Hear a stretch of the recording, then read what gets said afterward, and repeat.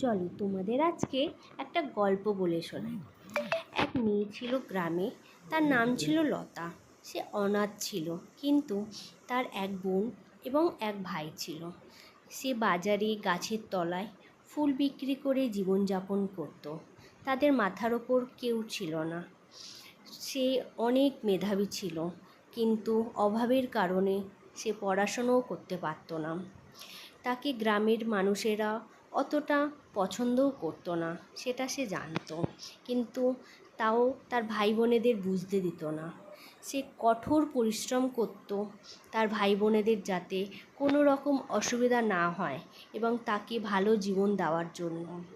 একদিন গ্রামের এক শিক্ষকের সাথে তার দেখা হয় এবং সেই শিক্ষক তাকে নতুন আলোর পথে এগিয়ে দেয়। সেই শিক্ষকের দ্বারা সে এক নতুন আলো পায় এবং সে পড়াশোনা করে ঝড় বৃষ্টি সমস্ত কিছু অতিক্রম করে এগিয়ে যায় এবং সাফল্যের দিকে এগিয়ে যায় এবং সে প্রমাণ করে দেয় যে যদি ইচ্ছে থাকে তাহলে সমস্ত কিছু সম্ভব হয়। গল্পটি শোনার জন্য ধন্যবাদ।